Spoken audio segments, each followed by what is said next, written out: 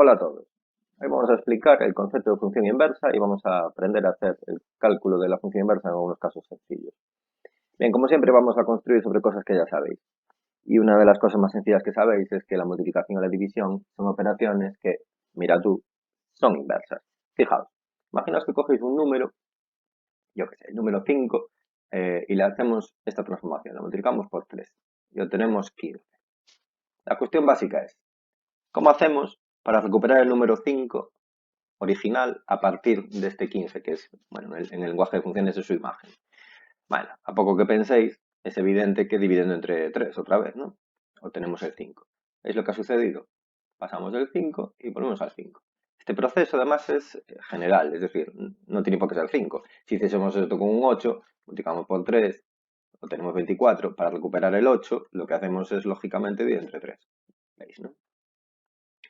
Dicho de otro modo, en el lenguaje de funciones tenemos una función que es multiplicar por 3 y otra función que es dividir entre 3, que es en cierto modo como si anulasen sus efectos, ¿de acuerdo? Si multiplicamos por 3 un número y luego posteriormente dividimos entre 3 lo que nos dio, obtenemos el número original, ¿de acuerdo? Pero si os dais cuenta, este proceso de multiplicar por 3 y dividir entre 3 en este orden también funciona si lo hacemos al revés. Es decir, si en vez de empezar por multiplicar por 3 y dividir entre 3, hiciésemos lo contrario, que es empezar cogiendo un número, dividir entre 3, y a lo que nos da multiplicamos por 3, va a funcionar igual. Vamos a coger primero vamos a empezar con uno que funcione bien, yo qué sé, el 18, ¿vale? Si el 18 lo divido entre 3, obtengo 6. ¿Cómo deshago este dividir entre 3? Multiplicamos por 3, obtengo 18 otra vez. ¿Veis lo que sucede? Es decir, todos veis por dónde van los tiros, ¿no? Por lo menos todos los que visteis en los vídeos de composición. Si componemos multiplicado por 3 con dividir entre 3, nos quedamos como estábamos. Pero si componemos dividir entre 3 con multiplicado por 3, también nos quedamos como estábamos, ¿de acuerdo? Bueno, y no penséis que esto es porque 18 da bien. Yo qué sé, si cogemos un número que no dé bien, es que en el fondo, ¿qué más da? Si divido 7 entre 3, pues me da 7 tercios. A alguien le interesa esto cuánto da, 2,3 periodos, una cosa así, tanto tengo. Y ahora, si multiplico por 3, pues lógicamente 7 tercios por 3 pues da 7. Estamos en las mismas. Es decir, si componemos la división entre 3 y multiplicación por 3, pues eso, nos quedamos como estábamos.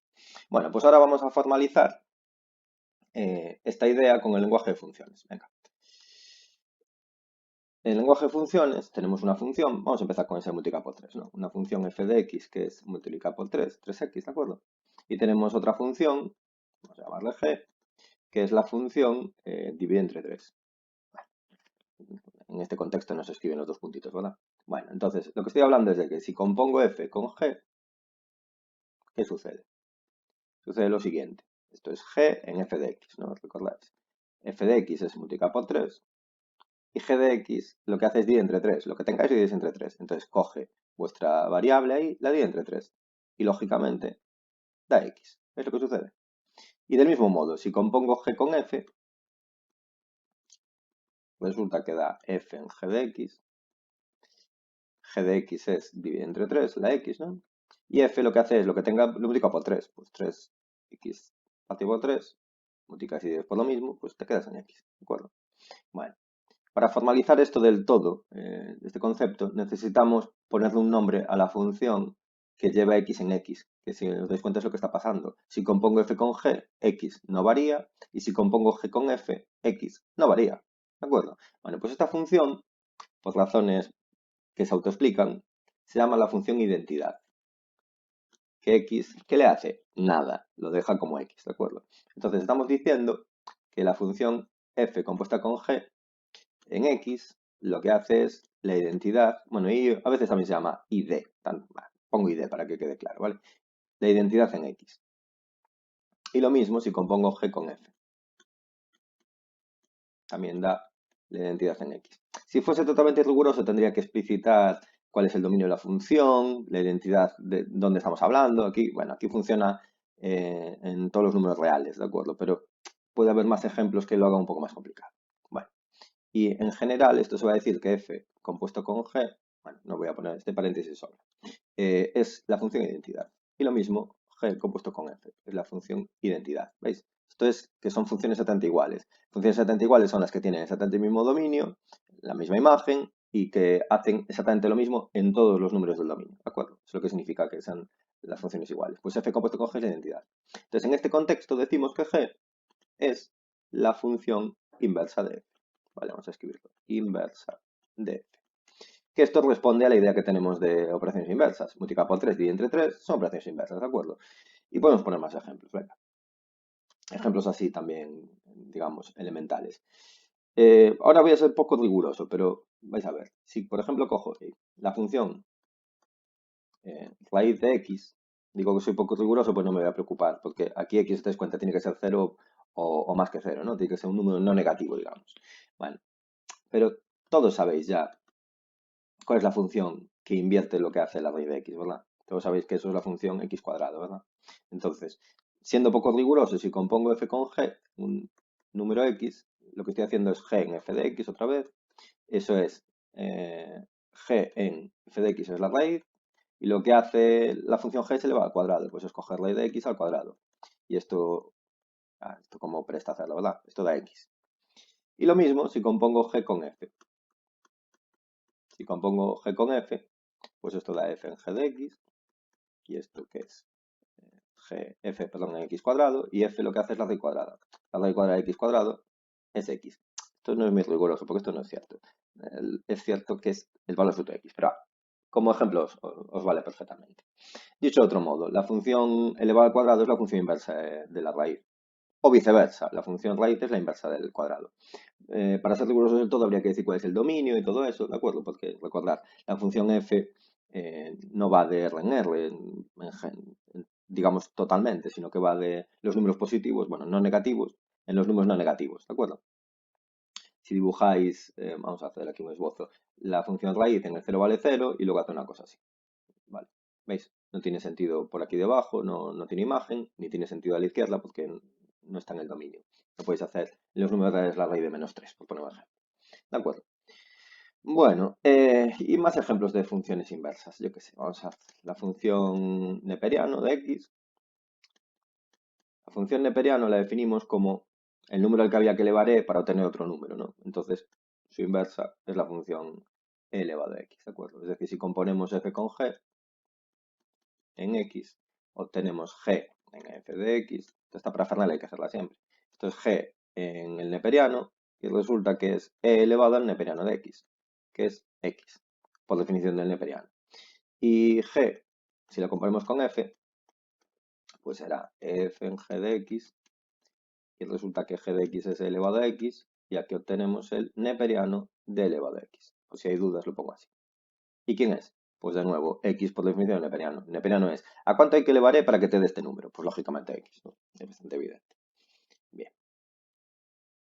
Vamos a borrar todo y seguimos. Entonces, ya veis, una función y su inversa, otra vez, una función y su inversa cumplen lo siguiente. Si componéis f con su inversa, da la identidad, y si componéis su inversa, f la menos 1 con f, pues da la identidad. De hecho, veis, incluso la nomenclatura os suena. F la menos 1 es como cuando hacemos la inversa de una fracción, ¿no? O sea, esto ya estáis hartos de verlo. Bien. Pues ahora vamos a analizar una función un poco más, que no sea tan evidente como multiplicar por 3 o dividir entre 3 y cosas así. Vamos a considerar la función f de x. Bueno, tampoco voy a ser muy original. Vamos a multiplicar por 3 y, yo qué sé, sumarle 2. Venga, una función afín. Si dibujáis la gráfica de esto, es una línea recta que pasa por el 0,2 y todo eso, ¿no? El pendiente 3. Ya sabéis de esto mucho. Bien, ¿cómo es la inversa de esta función? Ahora no os voy a explicar el procedimiento, el procedimiento va a ser muy sencillo, pero quiero haceros ver por qué el procedimiento va a funcionar como funciona. Entonces, analizad lo siguiente.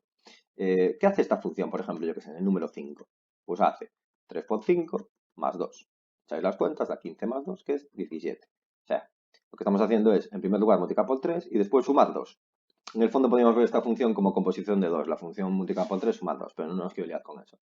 La cuestión es esta, por tanto, multiplico por 3, sumo 2. Es decir, si cojo un número x, primero lo que hago es lo multiplico por 3 y me da 3x, y después le sumo 2 y obtengo 3x más 2.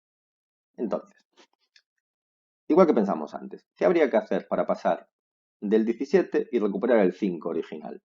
Entonces, ¿veis lo que hemos hecho? Multiplicar por 3 primero, sumar 2 después. Entonces parece evidente que vamos a restar 2 y a lo que nos dé dividir entre 3. Vamos a invertir, digamos, las dos situaciones consecutivas, ¿de acuerdo? Entonces, como normalmente la variable que se utiliza en las funciones es x, lo sabéis todos, ¿no? Como era independiente, vamos a coger como x, de nuevo como variable, y vamos a deshacer estos pasos. Entonces, en primer lugar, tendré que restar 2. Y obtendré x menos 2. Y en segundo lugar, tendré que dividir entre 3. Entonces, vamos a ver si esto funciona. Vamos a llamarle esta función g, ¿vale? Que es la función que a x lo lleva en x, a la bye, que a x lo lleva en x menos 2 entre 3, y vamos a ver que efectivamente en el 17 obtenemos lo que queremos. Es 17 menos 2 entre 3, que es 15 entre 3, que es 5. Efectivamente. Bueno, pues vamos a comprobar que efectivamente f y g son funciones inversas. Vamos a componer f con g en un x cualquiera. Esto es g en f de x. F de x es la función 3x más 2, ¿no? Pues 3x más 2 da. Y ahora, ¿qué hace g? G resta 2 divide entre 3. Pues entonces, a lo que tengamos, le restamos 2 y lo dividimos entre 3. Y veis que lo que sucede es que esto, el restar 2, te quita este 2 que tenía ahí de más, da 3x, y al dividir, pues te da x de nuevo. Es decir, efectivamente esto da la identidad en x. ¿Veis? X va en x. Y bueno, venga, vamos a hacerlo del otro modo, pero no tiene mayor dificultad. Si componemos g con f,